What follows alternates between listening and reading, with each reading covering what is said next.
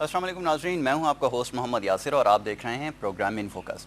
नाज़रीन, आज के प्रोग्राम इन फोकस में बात करेंगे इस्लामिक बैंकिंग के हवाले से। ये ऐसा शोबा है बैंकिंग का जो बहुत तेज़ी से इस मुल्क में तरक्की पा रहा है। ना सिर्फ पाकिस्तान के अंदर बल्कि पूरी दुनिया के अंदर जो इस्लामिक बैंकिंग मॉड्यूल है उसको फॉलो किया जा रहा है और इसके अंदर बहुत तेज़ी से इजाफा हो रहा है। इसी चीज़ को आज समझने के लिए हमने अपने मौजू का इंतखाब किया है, अंडरस्टैंडिंग इस्लामिक बैंकिंग सिस्टम। इसी हवाले से आज हम अपने प्रोग्राम में मैंने अपने शामिल किया है गेस्ट को जिनका ताल्लुक है UBL अमीन से। आपका नाम है एहसान वकार अहमद, शरिया एक्सपर्ट हैं, एडवाइज़र हैं बैंकिंग सिस्टम के। Welcome to our show sir. Sir, सबसे पहले मैं सवाल ये आपसे पूछना चाहूँगा कि इस्लामिक बैंकिंग सिस्टम जो है इसको क्या चीज़ ऐसी है जो मुख्तलिफ करती है दूसरे बैंकिंग सिस्टम से? इसकी कंप्लायंस है बेसिकली शरिया लॉ से कि जो भी प्रिंसिपल्स यहाँ अप्लाई कर रहे होते हैं, चाहे लायबिलिटी साइड पे हो चाहे एसेट साइड पे हो, इसका दारो मदार शरीयत के क़वानीन की ऊपर अमल दरामद कराना होता है। महज एक लेन देन का मामला नहीं होता बल्कि जो अंडरलाइंग कॉन्ट्रैक्ट होता है उसकी compliance with the Shariah principles ज़रूरी होती है। ये इसकी बुनियादी फ़र्क है नॉर्मल बैंकिंग से। अच्छा, इस्लामिक बैंकिंग सिस्टम की अगर बात करते हैं तो सबसे इम्पोर्टेंट चीज़ जो है, जो एक पॉइंट है हमेशा से बड़ा कंट्रोवर्शियल इशू रहा है। आप देखें जब बैंकिंग सिस्टम की बात की जाती है तो इस्लामिक मॉड्यूल के अंदर रिबा फ्री बैंकिंग की बात की जाती है। वैसे तो ऐसा सच हमारे पास बैंकिंग का कोई एक मॉड्यूल जो है वो डिफ़ाइन नहीं किया हुआ। वक्त गुजरने के साथ साथ बहुत सारी चीज़ें जो इम्प्लीमेंट होती गई और उसके बाद उसको हमने जो है अपने कानून के हिसाब से ढालते गए। लेकिन रिबा फ्री बैंकिंग की जब बात करते हैं तो इस्लामिक बैंकिंग किस तरह इसको रिबा फ्री बनाती है, जिसके अंदर इंटरेस्ट को जो है एलिमिनेट किया जाता है, और इसका क्या सिस्टम आपको किस तरह एक्सप्लेन करें? जो कन्वेंशनल बैंकिंग है जिसकी एक हिस्ट्री है तकरीबन 400-500 साल की, उसकी जो बुनियादी कॉन्ट्रैक्ट है that is extending a loan to the customer, और वो एक कर्ज़ देने का मामला है। और कर्ज़ देने की बुनियादी उसूल में वो प्रॉफिट कमाते हैं इन टर्म्स ऑफ इंटरेस्ट, जो बिल्कुल ही शरीयत के अहकामात के मुखालिफ है।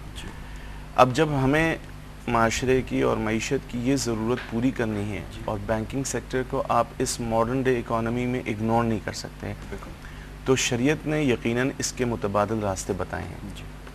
उन मुतबादिल रास्ते में जैसे मैंने पहले अर्ज़ किया कि अगर हम किसी कस्टमर को, यानी जो सेविंग यूनिट्स है इकॉनमी की, वहाँ से जब फंड्स रिसीव करते हैं तो वो कॉन्ट्रैक्ट क्या होता है हमारा, और जब हम आगे उन फंड्स को मुख्तलिफ एवेन्यूज़ में डिप्लॉय करते हैं, जो डेफिसिट एवेन्यू है, डेफिसिट यूनिट है इकॉनमी का, तो उसमें हम कौन से कॉन्ट्रैक्ट्स इस्तेमाल कर रहे होते हैं। तो जो हमारा लाइबिलिटी साइड है, यानी जब हम फंड्स रिसीव करते हैं तो उसमें या तो कर्ज़ का मामला करते हैं विदाउट एनी प्रॉफिट नॉर्मल, और कस्टमर की जो इसमें ऑब्जेक्टिव होती है वो सेफ कीपिंग होती है, और दूसरा ऑब्जेक्टिव जो जब वो चाहता है कि मैं इससे कुछ बेनिफिट भी कमाऊँ, इस पर कुछ रिटर्न भी कमाऊँ, तो उस वक्त हम उनसे मुशारका या मुदारबा का कॉन्ट्रैक्ट करते हैं। अच्छा, मुशारका मुदारबा की आपने अभी बात की, लेकिन इससे पहले जब आप इस्लामिक लॉज की बात करते हैं, शरिया की बात करते हैं, तो शरिया के एक अंदर टर्म इस्तेमाल होती है कर्ज़ हसना की, जिसको फॉलो करना भी ज़रूरी है। जब हम इस्लामिक बैंकिंग की अगर बात करते हैं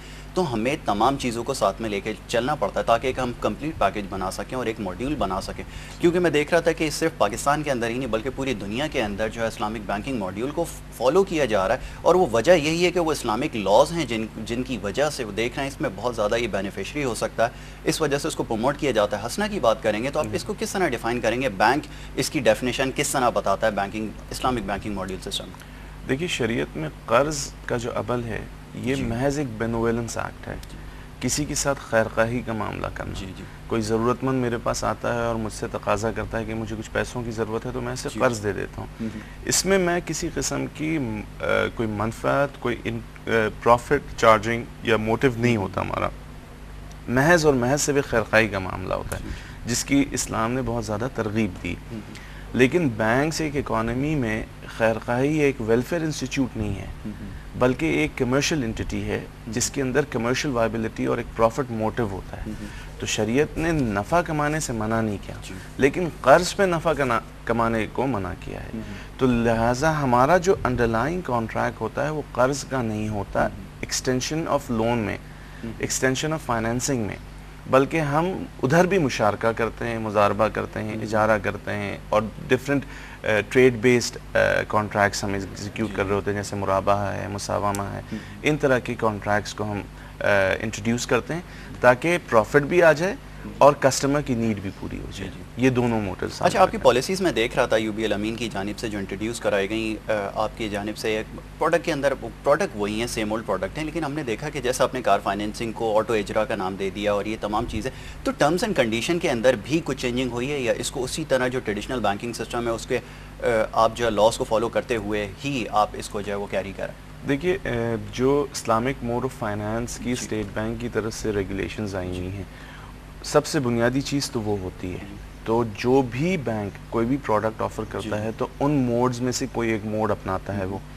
البتہ اس میں کچھ ایڈیٹیوز ڈالے جاتے ہیں تاکہ وہ فیچر دوسروں سے نمایاں ہو جائے, اور وہ ایک کمرشل ایسپیکٹ کو دیکھتے ہوئے ڈالا جاتا ہے, لیکن اس میں اس چیز کا ضرور خیال رکھا جاتا ہے کہ وہ کسی شریعہ لاء سے متصادم نہ ہو, کسی شریعہ پرنسپل سے متصادم نہ ہو. تو اگر آٹو اجارہ یو بی الامین آفر کر رہا ہے, یا فار دیٹ میٹر کوئی بھی X Y Z bank offer کر رہا ہے, تو اس میں بیسک انڈرلائنگ کانٹریکٹ جو ہوگا وہ اجارہ کا ہوگا, اور اس کے ساتھ ایک سپلیمنٹ ایڈیٹیوز ہم ایڈ کریں گے کہ جو اس پروڈکٹ کو ذرا اٹریکٹیو بنائے اور کسٹمر کو اٹریکٹ کرے. لیکن ان ایڈیٹیوز میں ان چیز کا, جیسے میں نے گزارش کی, کہ کوئی بھی ایسا پہلو نہ ہو کہ جو شریعت سے متصادم ہو. ان چیزوں کا لحاظ کرتے ہوئے ایک پروڈکٹ ڈیولپ ہو جاتی ہے. کار اجارہ جو یو بی الامین آفر کر رہا ہے وہ بیسیکلی اجارہ کانسیپٹ پہ ہے. مالک بینک ہوتا ہے اور وہ فیسلٹی اجارہ کی گاڑی گویا کہ رینٹ پہ وہ کسٹمر کو دے دیتا ہے for a certain period of time, اور اس ٹینیور کا وہ آپس میں اتفاق کر لیتے ہیں کہ 3 سال کے لیے چاہیے, 2 سال کے لیے چاہیے, 5 سال کے لیے چاہیے, اس حساب سے ان کی پیمنٹس بنا لیتے ہیں. دس از ہاؤ اٹ ورکس. اچھا, کچھ بات کرتے ہیں انٹرسٹ کے حوالے سے. اگر بات کرتے ہیں تو بینکنگ کے اندر ہمیشہ سب سے کنٹروورشل ایشو یہی انٹرسٹ کی بات کی جاتی ہے, جس کو اسلامک بینکنگ سسٹم کے اندر یا شریعہ کے اندر جس کی گنجائش بالکل بھی نہیں ہے. کچھ علماء کرام کا کہنا یہ ہے کہ جب انٹرسٹ کی بات کی جاتی ہے تو اس کو, کیونکہ جو ہے لینڈنگ کرنا منی کے اوپر, یہ جو ہے ایک بڑا ہمارے اس کو اندر جو ہے فوربڈن ہے, ہمارے اسلام کے اندر, شریعہ کے اندر اس کی ممانعت ہے. لیکن اسلامک پوائنٹ آف ویو سے اگر دیکھتے ہیں تو کچھ اسکالرس کا کہنا یہ بھی ہے کہ اس کو اس حد تک جائز ہے کہ ریٹ آف انفلیشن کے برابر اگر آپ کو کمپنسیشن ادا کرنا پڑے تو یہ الاؤ ہے, اس کا ایکسائسو جو استعمال نہ ہو. بینکنگ پالیسیز کے اندر اس کو کس طرح ڈیزائن کرتے ہیں اور اس کی لمٹس کو کس طرح ڈیزائن کرتے ہیں ریٹ آف انفلیشن کو دیکھتے ہوئے آپ؟ پہلی بات تو میں گزارش یہ کروں گا کہ میری معلومات کے مطابق بیسک انٹرسٹ پہ, لینڈنگ پہ کوئی چیز اوور اینڈ ابو آپ اگر ریسیو کرتے ہیں وداؤٹ اینی ڈیو کنسیڈریشن, تو دیٹ از پیورلی انٹرسٹ. اس میں کسی قسم کی کوئی گنجائش کہیں پر کسی فقہ نے نہیں دی. وجہ اس کی بنیاد یہ ہے کہ اگر ہم اکانومکس کو دیکھیں تو اس میں فیکٹر آف پروڈکشن جو اسلام ڈیفائن کرتا ہے اس میں وہ کیپٹل کو ایکسکلوڈ کر دیتا ہے. کیپٹل کو وہ as a factor of production نہیں لاتا, بلکہ اس کو ایز این انٹرپرینور کا حصہ بناتا ہے وہ. اور جو کنونشنل اکنامکس ہے اس میں کیپٹل کو مستقل ایک فیکٹر آف پروڈکشن ہے اور اس کا ریٹرن وہ انٹرسٹ ڈیفائن کرتے ہیں. تو جہاں یہ بنیادی فرق ہے بیسیکلی, جب ہم نے یہ بتا دیا کہ capital is not a factor of production تو اس پہ کوئی ریٹرن بھی واجب نہیں بنتا. But there are other motives and there are other contracts which is explained very well in Islam, جس میں وہ یہ بتاتے ہیں کہ اگر آپ نے نفع کمانا ہے, کوئی کمرشل ایکٹیویٹی کرنی ہے, تو اس کے طریقے انہوں نے بتا دیے. جیسے میں نے پہلے بتایا کہ اسلامک موڈز ہیں انویسٹمنٹس کے, تو اس طرح آپ کریں گے تو اس پہ آپ کو ریٹرن ملے گا. ٹھیک ہے. قرض پہ کوئی قرض پہ کوئی ریٹرن اسلام یہ نہیں کرتا. جیسے میں نے کہا نا, یہ بینوولنس ایکٹ ہے, خیر خواہی کا عمل ہے, تو اس پہ آپ کسی سے کوئی ریٹرن نہ کلیم نہیں کر سکتے. اچھا, ایک سسٹم اور ہے جس کی بہت زیادہ بات کی جاتی ہے. ہم دیکھتے ہیں ماڈرن سسٹم کے اندر جہاں سیونگ کی بات کی جاتی ہے اور بہت سارے موڈز اور بھی ڈیفائن کیے گئے ہیں, میوچل فنڈز ہیں, لیکن اسلامک بینکنگ کے اندر جو ان کو کافی چینج کر دیا گیا اور انہینس کر دیا گیا. تکافل سسٹم کی اگر بات کریں تو یہ ایک ایسا پول آف انویسٹمنٹ ہے جس کے اندر بہت سارے لوگوں کی انویسٹمنٹ شامل ہوتی ہے, اور اس کے بعد اس کے لیے ضروری بھی یہ ہے کہ آپ کا ایک دوسرے کے اوپر, جس کے اندر انویسٹرز جتنے بھی ہیں موجود, ایک دوسرے کے اوپر کانفیڈنس ہونا چاہیے. میں یہ پوچھتا ہوں کہ اگر بینک کے پاس اگر ایسا سسٹم موجود ہے, تکافل سسٹم, تو اس میں بینک کس طرح ایک انڈیویجول کو کس طرح جو ہے وہ کانفیڈنس میں لیتا ہے, یا دوسرے انڈیویجول کو اس بارے میں بتاتا ہے کہ اس کا سورس آف انکم صحیح ہے, یہ حرام ذرائع سے جو ہے کمائی نہیں ہے, اس میں آپ جو انویسٹ کر سکتے ہیں؟ پہلے تو تھوڑی سی میں سمجھتا ہوں کہ اس میں مسکنسیپشن ہے. تکافل is an alternate to insurance, conventional insurance. جب ہم پروڈکٹ ایکسٹینڈ کرتے ہیں تو اس میں بائی ریگولیشن کہیں کہیں آپ اپنے رسک کو میٹیگیٹ کرتے ہیں, اور رسک کو میٹیگیٹ کرنے کے لیے ریگولیشن یہ کہتی ہے کہ آپ کو لازمی طور پہ انشورنس کرانا ہو. تو اس انشورنس کا آلٹرنیٹ ایک تکافل اسلامک انشورنس پروڈیوس کر رہا ہوتا ہے, جیسے کہ اجارہ کی مثال. اونرشپ گاڑی کی بینک کے پاس ہوتی ہے, لیکن اگر کبھی گاڑی کا ایکسیڈنٹ ہو جائے یا ٹوٹل لاس پہ چلی جائے یا گاڑی چوری ہو جاتی ہے, تو اس صورت میں جو ایک لاس انکر کرتا ہے بینک, اس کو میٹیگیٹ کرنے کے لیے ریگولیشن بھی یہ کہتا ہے, اور ایک پروڈنٹ انسان یہی سوچتا ہے کہ میں اس کو کسی طرح اپنے لاس کو منیمائز کر دوں, تو وہ دوسرا سٹیپ یہ لیتا ہے کہ تکافل ارینجمنٹ کرتا ہے کہ ان کیس آف لاس. تکافل کی پوری ایک میکینزم ہے جو بیس کرتی ہے موالات پر, آپس میں ایک پول آف ایک group of people they pool in together, اور وہ یہ کہتے ہیں کہ اگر کسی کو کوئی لاس انکر ہو تو وہ اس پول سے اس کا لاس پورا کریں گے, پرووائڈیڈ اس پول میں پیسے ہوں اور ان کا آپس میں ایک میوچل کنسنٹ شروع سے طے پا جاتا ہے. یہ تو تکافل کا وہ ہوا. بینک کے پاس مختلف ایونیوز ہوتے ہیں جس میں وہ ڈپازیٹرز کو بتاتے ہیں کہ ہم آپ کی انویسٹمنٹ کو ایک شریعہ کمپلائنٹ ایونیو میں ڈپلوائے کریں گے, اور وہاں سے جو بھی آمدنی ہوگی اس میں سے وہ کچھ حصہ ہم اپنے پاس رکھیں گے اور کچھ حصہ آپ کو دے دیں گے. یہ جو ایونیوز ہوتی ہیں یہ آئیڈینٹیفائی بینک کرتا ہے. بینک اس بات کی ایشورٹی دیتا ہے ڈپازیٹر کو کہ ہم کوئی بھی ناجائز کام میں تعاون نہیں کریں گے, کوئی بھی ہمارا معاملہ غیر شرعی معاملہ نہیں ہوگا, بلکہ جتنی بھی ہماری ایکسٹینشن آف فائنانس ہوگی وہ ساری کی ساری شرعیہ کمپلائنٹ موڈ میں ہوگی. یہ چیز وہ پھر مختلف اویئرنیس پروگرام کے تھرو اس کو ہینڈل کر رہا ہوتا ہے. کوئی کسٹمر اگر تھوڑا سا اس کی اویئرنیس زیادہ ہوتی ہے تو اس کو باقاعدہ ایکسپلین کر دیا جاتا ہے. جیسے کہ ایک کسٹمر میرے پاس پیسے لا کے ڈپازٹ کرتا ہے, تو اسی وقت میرے پاس ایک چینل ہوتا ہے کہ جہاں پر ایک کسٹمر مجھ سے ان پیسوں کا تقاضا کرنے آتا ہے اپنی ضرورت پوری کرنے کے لیے. جیسے کہ کار اجارہ کی مثال لے لیں, اس کو گاڑی کی ضرورت ہے, تو بینک ان پیسوں سے ان کو گاڑی دلا دیتے ہیں اور اس کی وہ ضرورت پوری کرتا ہے. اس کے جو رینٹلز آتے ہیں وہ بینک اور کسٹمر شیئر کر رہا ہوتا ہے. تو this is how the mechanism works. یہ تو میں نے ایک سنگل یونٹ ماڈل میں نے آپ کو بتا دیا. میکرو لیول پہ اسی طرح یہ ہوتا ہے کہ میسز ڈپازٹ کر رہے ہوتے ہیں اور میسز میں ایکسٹینشن ہو رہی ہوتی ہے, اور وہاں سے جو ریٹرن ہو رہا ہوتا ہے وہ ایک پول میں آ کے گرتا ہے, اس کو پھر ہم آپس میں ڈسٹریبیوٹ کرتے ہیں. اچھا, میں یہ پوچھنا چاہوں گا, جیسے آپ نے ابھی پروفٹ اور لاس کی اگر بات کی ہے, تو ہم دیکھتے ہیں جو ہمارا ٹریڈیشنل بینکنگ سسٹم ہے اس کے اندر لاس کی بات نہیں کی جاتی. جو کلائنٹس ہوتے ہیں ان کے ساتھ پروفٹ شیئرنگ کی بات کی جاتی ہے, لیکن اسلامک لاز یہ کہتے ہیں کہ جب آپ کسی کے ساتھ انویسٹمنٹ کریں تو آپ اس کو پروفٹ کے ساتھ لاس میں بھی اس کو جو ہے شیئر کریں. تو یہ ایک سب سے امپورٹنٹ چیز ہے کہ لوگ یہ جاننا چاہیں گے. اب میں چاہوں گا کہ آپ اس کو ایکسپلین کریں کہ لاس شیئرنگ میں آپ کس طرح جو ہے ان کو ڈیفائن کرتے ہیں, ان کی لیمٹس کو.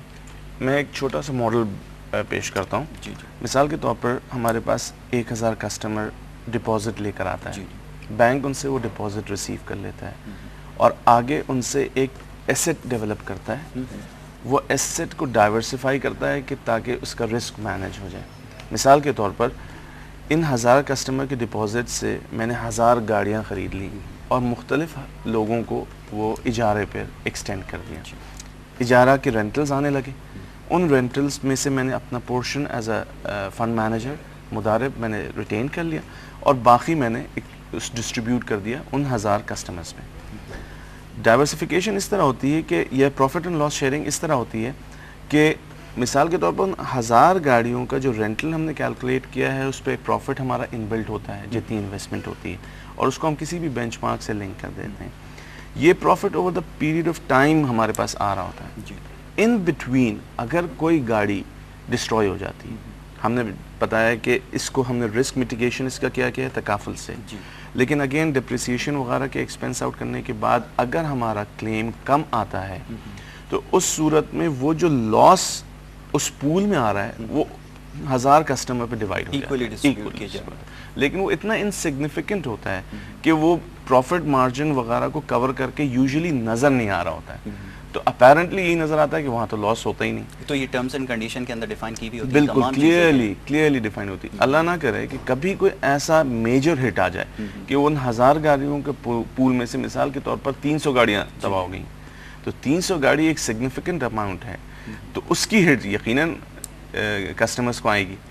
تو اس وقت پتہ لگے گا کہ واقعتاً دس از پروفٹ اینڈ لاس شیئرنگ. بالکل اسی وقت جا کے آپ نے بالکل ٹھیک کہا کہ اس وقت اس کا اندازہ ہوگا. اچھا میں کچھ بات کرنا چاہوں گا, جیسے ہم دوسرے اسلامک کنٹریز دیکھتے ہیں, آج کل ہم دیکھ رہے ہیں بہت سارے جو گروپس ہیں ان کا بینکس کا بہت سارے ایم او یوز جو ہیں وہ سائن کیے جا رہے ہیں, اور اس کے بعد ان کو ماڈیولس کو فالو کیا جا رہا ہے اور ان کی پالیسیز کو لے کے چلا جاتا ہے. میں یہ پوچھنا چاہوں گا کہ ہم اگر اسلامک ورلڈ کی بات کریں پورے, تو ہم کیوں اس بات پر متفق نہیں ہیں کہ ہم پورے دنیا کے اندر اسلامک بینکنگ سسٹم کو ایک ہی لائنس پر, ایک ہی لائن آف ایکشن کے اوپر لے کر آ جائیں اور ان تمام پالیسیز کو سب کے لیے برابر بنا دیا جائے, تاکہ اس سے اس کو گروتھ کرنے میں بھی مدد ملے, اور ہمارے جو آئے دن یہ کرائسس آتے ہیں بینک کے اندر, جو آپ نے دیکھا ہے کہ پرابلمز آ رہے ہیں, فائنینشیل پرابلم آ رہے ہیں, اس کو سارٹ آؤٹ کرنے میں بھی آسانی ہوگی. اس طرح کی کوئی پالیسی کیوں پائپ لائن میں نہیں؟ دیکھیے گلوبلی بہت سی انٹرنیشنل باڈیز ہیں جنہوں نے اسٹینڈرڈ سیٹنگ کی ذمہ داری کافی حد تک پوری کی ہے. اس میں ایوفی کا نام سر فہرست ہے. میں سمجھتا ہوں کہ انہوں نے ایک باڈی ایسی بنائی ہے جو پوری دنیا سے اسکالرس کی پارٹیسپیشن ہے, اور انہوں نے مختلف موڈز پہ, مختلف کانٹریکٹس پہ اسٹینڈرڈ سیٹنگ کی ہے, اور الحمدللہ پاکستان میں بھی اسٹیٹ بینک کی توسط سے ان اسٹینڈرڈس کو اڈاپٹ کرتے جا رہے ہیں دھیرے, اور تھوڑی بہت کسٹمائزیشن ہو جاتی ہے according to our law of the land, کہ ہمارے قوانین جس طرح اس کو ایکسیپٹ کریں گے یا اس کے ساتھ کمپیٹیبل کرنے کے لیے کہیں کہیں کسٹمائزیشن کی ضرورت پڑتی ہے, تو وہ کسٹمائزیشن کر دی جاتی ہے. لیکن اٹس اے پروسیس, اور یہ سسٹم خود ایک ایوالومنٹ کے فیز سے جا رہا ہے. تو ایولیوشن جب ہوتی ہے تو وہ اوور نائٹ نہیں ہوتی, it take some time. Growth ہوتے ہوتے بہت سی چیزیں ایسی ہوں گی کہ کسی ریجن میں اس کا تقاضا زیادہ ہوگا, تو وہاں پر وہ چیز ڈیولپ کر جائے گی. پاکستان میں ممکن ہے کہ اس چیز کا بھی تقاضا نہیں ہوگا, تو وہ چیز یہاں پر ابھی بیک برنر پہ چلی جاتی ہے کہ ٹھیک ہے اس کو جب ضرورت پڑے گی اس وقت لے کر آئیں گے ڈیولپمنٹ فیز میں. تو اس حوالے سے میں سمجھتا ہوں کہ اسٹینڈرڈ سیٹنگ گلوبلی یقیناً ہو رہی ہے, اور دھیرے دھیرے ہوتی چلی جائے گی. اگر آپ یہ کہیں کہ بالکل ایک standard throughout the world adopt کیا جائے, تو میں سمجھتا ہوں کہ ایسا تو کنونشنل بینک جس کی تاریخ 400-500 سال ہے وہاں پر بھی نہیں ہے. تو تھوڑی بہت تو کسٹمائزیشن ریجن کے حساب سے, لوکل لاز کے حساب سے, اور وہاں کے انوائرمنٹ کے حساب سے وہ تو کسٹمائزیشن رہے گی, لیکن براڈ فریم ورک میں یقیناً اسٹینڈرڈائزیشن ہوگا. اچھا, اسلامک ماڈیول کی اگر بات کر رہے تھے جس طرح ہم نے یہ دیکھا کہ فائنینس کے جو موڈ ہیں بہت سارے چینج, آپ نے جیسے اس کی بالکل ٹھیک نشاندہی کی کہ پوری دنیا میں الگ الگ موڈز ہیں. آپ پاکستان سے باہر دیکھتے ہیں, دبئی میں دیکھتے ہیں, یا سعودیہ کی, مڈل ایسٹ کی کسی آپ اسٹیٹ کے اندر دیکھتے ہیں, تو وہاں پر موڈ آف فائنینس جو وہ چینج ہے, اور ان کے اوپر پھر زکوٰۃ کا سسٹم بھی جو ہے وہ الگ ہے. اس کے اندر کیونکہ زکوٰۃ کا نظام تو ہمارے پاس تھرو آؤٹ ایک ہی ہمیں ڈیفائن کیا ہوا ہے, لیکن ہم دیکھتے ہیں کہ وہاں پر جو ہے وہ چینج نظر آتا ہے. لیکن پاکستان کے اندر جب بات کرتے ہیں بینکنگ سسٹم میں, تو ہم دیکھتے ہیں کہ بہت ساری پالیسیز کو ہم نے خود ہی جو ہے وہ شرنک کر دیا ہے صرف زکوٰۃ سے بچنے کے لیے. تو آپ اس میں کس حد تک آپ کے جو کسٹمرز ہیں آپ ان کو ان چیز کو ڈیفائن کرتے ہیں, اور یہ جو زکوٰۃ کا سسٹم ہے جو اکارڈنگ ٹو شریعہ ہے جو اس کو وہ فالو کرنے کے لیے کہا جاتا ہے سسٹم؟ دیکھیے ہمارے پاس جو لا کہتی ہے زکوٰۃ ڈیڈکشن کے لیے انڈیویجولس کے لیے, تو جب سے کورٹ کا ورڈک آ چکا ہے تو وہ اگر ایک سرٹیفکیٹ پرووائڈ کر دیتے ہیں کہ وہ اپنی زکوٰۃ کو خود ہینڈل کریں گے, اور وہ نہیں چاہتے ہیں کہ انسٹیٹیوشن ایٹ سورس ڈیڈکشن کرے, تو ان کی ایگزیمشن ہو جاتی ہے. کارپوریٹ کے لیے ضروری ہے کہ ان کو جا کے ایس آر او لینا پڑتا ہے, اسپیشل آرڈرز نکلوانے پڑتے ہیں. اگر وہ نہیں کر پاتے تو پھر اس صورت میں ان 1 رمضان کو جو کٹ آف ڈیٹ ہے, جو بھی بیلنسز ان کے پی ایل ایس میں ہوں گے وہاں سے زکوٰۃ ڈیڈکشن ہو جاتی ہے. البتہ کرنٹ اکاؤنٹ میں کوئی زکوٰۃ ڈیڈکشن نہیں ہوتی ہے. ٹھیک ہے, یہ چونکہ پاکستان کے قوانین اس طرح, ایک بڑا کنٹروورشل ایشو اس وجہ سے بھی ہے کہ زکوٰۃ کی ڈیڈکشن جو ہے وہ تو بہرحال ضروری ہے کہ جب آپ بینک کے اندر انویسٹ کرنے کے لیے جا رہے ہیں اور آپ ڈائریکٹ فائنینشلی جو کسی اس کے اندر سورس کے اندر انوالو ہیں, تو زکوٰۃ تو پھر آپ کو جو ہے دینی پڑے گی. یہ اسلامی شریعہ لاز کہتے ہیں. اگر آپ اس کی بات کرتے ہیں تو جیسے میں نے آپ کو کہا ابھی کہ جیسے ہمارے یہاں لاز کو شرنک کر دیا گیا ہے, اپنے مرضی کے مطابق ہم نے جو ہے اس کے اندر تھوڑی سی ایڈجسٹمنٹ کر لی, تو یہ ایک بڑا امپورٹنٹ چیز ہے زکوٰۃ کا. اس لیے میں نے آپ سے کہا کہ باہر کی جو پالیسیز ہیں ان کو فالو تو کیا جاتا ہے, لیکن اس کو پھر یہاں لا کے ہم اپنی مرضی سے انہینس کر دیتے ہیں. میں نہیں سمجھتا, میں یہ سمجھتا ہوں کہ اس میں کمفرٹ لیول ہے کسٹمر کا. اگر کوئی ایویڈ کرنا چاہتا ہے تو یہ زکوٰۃ ایک عبادت ہے, ٹھیک ہے نا, اور عبادت جیسے یہ ہے کہ مثال کے طور پر نماز بھی زکوٰۃ کی طرف فرض ہے. اگر کوئی نماز نہیں پڑھتا تو اسلامک بینک ان کو نہیں کہتا کہ آپ نماز بھی پڑھیں چونکہ آپ نے میرے پاس انویسٹمنٹ کی ہے. چونکہ یہ ایک مالی عبادت ہے اور اس کا معاملہ محض اللہ سے ہے, تو وہ یہ کہتا ہے کسٹمر در حقیقت کہ بھائی میں اپنی زکوٰۃ خود ادا کر دوں گا, آپ میری طرف سے ادا نہ کریں, تو یہ اختیار اس کو شریعت نہیں دیا ہے. پھر وہ اگر یہ ایک راستہ اختیار کرنے کے بعد اپنے طور پہ زکوٰۃ ادا نہیں کرتا, تو یہ اس کا اور اس کے اللہ کا معاملہ ہے. سرکار اس کو انفورس کرا سکتی ہے. سرکار اگر اپنے ذرائع سے معلوم کر لی کہ اس نے زکوٰۃ کی ایویژن کی ہے, تو وہ معاملہ سرکار ٹیک اپ کرے گا, انسٹیٹیوشن نہیں انوالو ہوگا اس میں. اور اس میں سمجھتا ہوں کہ ہر انڈیویجول اللہ کے سامنے خود جواب دہ ہے. تو جیسے میں نے بتایا کہ بدنی عبادت میں نماز ہے, تو اگر وہ نماز نہیں پڑھتا تو میں اس کو یہ نہیں کہوں گا کہ بھائی تم نماز نہیں پڑھتے, تو وہ اس کی ذمہ داری ہے. ٹھیک بات ہے. اچھا, بینکنگ موڈز کی اگر بات کرتے ہیں تو بہت سارے موڈز کو جو ہے بینکنگ لاز کے جو ہے برابر لے آیا گیا, یا اس کو اسلامک لاز کا نام دیا گیا. جیسے آپ نے آٹو اجرا کی بات کی ہے, فکسڈ انکم ایک ایسی شعبہ ہے جس کے بارے میں بات کرتے ہیں. ہمیشہ سے ایک یہ سوال رہا ہے لوگوں کے ذہنوں میں کہ جب اسلامک بینکنگ کی جب بات کی ہے تو یہ فکسڈ انکم کا کیا کانسیپٹ ہے اسلامک بینکنگ کے اندر, اور اس کے اوپر جو پھر ریٹ آف انٹرسٹ جو ملتا ہے, یہ تمام چیزوں کو آپ کس طرح ڈیفائن کریں؟ دیکھیے, ایک مسکنسیپشن عام طور پہ عوام میں یہ پائی جاتی ہے فکسڈ انکم حرام ہے. جی, میں یہ کہتا ہوں فکسڈ انکم مطلقاً حرام نہیں ہے. جی جی. مثال کے طور پر میں نے اگر آپ کو ایک چیز ڈیفرڈ پیمنٹ میں بیچ دی, ایک چیز میں نے آپ سے کہا کہ آپ 3 مہینے کے بعد مجھے اس کے 1 لاکھ روپے دے دیے گا, یہاں پر میں نے اس انکم کو فکس کر دیا ہے, بلاک کر دیا ہے. اگر میں اس کو یہاں پر اس کو موو کروں کہ 2 مہینے میں آپ دے دیں تو 90,000 دے دیے گا, اور 3 مہینے کے بعد دیں گے تو 1 لاکھ, تو یہ اسلامک پرنسپل کے خلاف ہو جائے گا. تو پھر وہ فکس انکم کیسے رہے گی؟ میں آپ کو بتا رہا ہوں. تو یہ یہاں تو fix income very much according to the principles of شریعہ ہے. اصل چیز یہ دیکھنی ہوتی ہے کہ ہم نے کانٹریکٹ کون سا کیا ہے. جیسے کسٹمر میرے پاس جب اپنا فنڈز لے کر آتا ہے تو ہم اس کو اس وقت گارنٹی نہیں کر سکتے کہ ہم آپ کو فکس ریٹرن دیں گے. جو بھی ہماری انویسٹمنٹ سے ریٹرن آئے گا اس کا ایک پروپورشنیٹ ہم آپ کو شیئر کریں گے. 50% ہم آپ کو دے دیں گے, 50% بینک اپنے پاس ایز اے مضارب فی رکھ لے گا. یہ ارینجمنٹ ہوتی ہے. اب وہ 50% ان والیومز کتنا ہو, یہ ڈیپینڈ کرتا ہے کہ وہ ایسٹ کتنا ریٹرن جنریٹ کر رہا ہے. یہاں پر تو آپ فکس انکم کر نہیں سکتے. لیکن مثال کے طور پر جیسے میں نے آپ کو پہلی مثال دی کہ میں نے ایک چیز بینک نے کسٹمر کو بیچ دی, اب وہ ارلی ٹرمینیشن ہوتا ہے تو اس میں ہم اس کو ریبیٹ دے دیں. سیل کے کانٹریکٹ میں یہ ممکن نہیں ہے. اجارہ میں اگین کہ آپ نے ایک ٹینور کے لیے اس کا رینٹل فکس کر دیا ہے کہ 6 مہینے کے لیے پر منتھ یہ 10,000 روپے آپ رینٹل دیں گے. لیکن پھر تو نقصان کا فیکٹر تو یہاں پر بھی آ جائے گا نا. تو فکس انکم کا تو کانسیپٹ ہی یہی ہے کہ جہاں پر نقصان کا ایلیمنٹ جو ابھی آپ نے گزشتہ سوال میں یہی تو پیشکش کی تھی کہ اسلام کی بنیاد پروفٹ اینڈ لاس شیئرنگ پہ ہے نا. تو وہ چیز تو بیسک پرنسپلز میں سے ہے. تو اگر کوئی یہ کہے کہ نہیں میں اسلامک پرنسپلز اپنانا چاہتا ہوں اور میں چاہتا ہوں کہ میرے فکس انکم ہو تاکہ میں اپنے رسک کو میٹیگیٹ کر لوں اور میں اپنے فیوچر کیش فلو کو بلاک کر دوں, تو یہ ممکن نہیں ہے. یہی تو بنیادی فرق ہے جس کو ہم عوام کو سمجھانا چاہتے ہیں کہ یہ فرق رہے گا اور اس کو کبھی بھی کوئی گارنٹی نہیں کر سکتا. انفارچونیٹلی انڈسٹری وائز پریکٹس میں یہ چیز بہت دیکھنے کو آتی ہے کہ بعض دفعہ ایک اسلامک بینکر کسی کسٹمر کو کمٹ کرتا ہے کہ نہیں میں آپ کو اتنے % ریٹرن یقینی دوں گا, بلکہ وہ لکھ کے بھی اپنی فیسلٹی لیٹر میں دے دیتا ہے. یہ کنفیوژن کریٹ کرتا ہے کسٹمر کے ذہن میں, بھائی فلانے آدمی نے تو مجھے فکس ریٹ ریٹرن کنفرم کر دیا, تو اس کا فرق کیا ہوا اسلامک بینک اور کنونشنل بینک؟ بالکل. تو یہ فرق بتانا ضروری ہے کہ ہم آپ کو کنفرم فکس ریٹرن آفر نہیں کر سکتے. دیکھیے وہ ہمیشہ فلکچویٹ کرتا رہے گا. اس کی میکینکس کیا ہے, تو میں نے جیسے پہلے بتایا کہ وہ ریٹرن پہ ڈیپینڈ کرتا ہے کہ اس ایسٹ کے پول سے ہمارا ریٹرن کیا جنریٹ ہو رہا ہے. اس میں اگر کوئی لاس آ رہا ہے تو وہ بھی پاس آن ہوگا, اگر کوئی ایکسٹرا پروفٹ آ رہا ہے, کوئی اچھا ریٹرن دے رہا ہے, تو وہ بھی کسٹمر کو پاس آن ہو جاتا ہے. تو اس کے اسپین کو بھی یعنی بڑھانے کی بات کی جاتی ہے.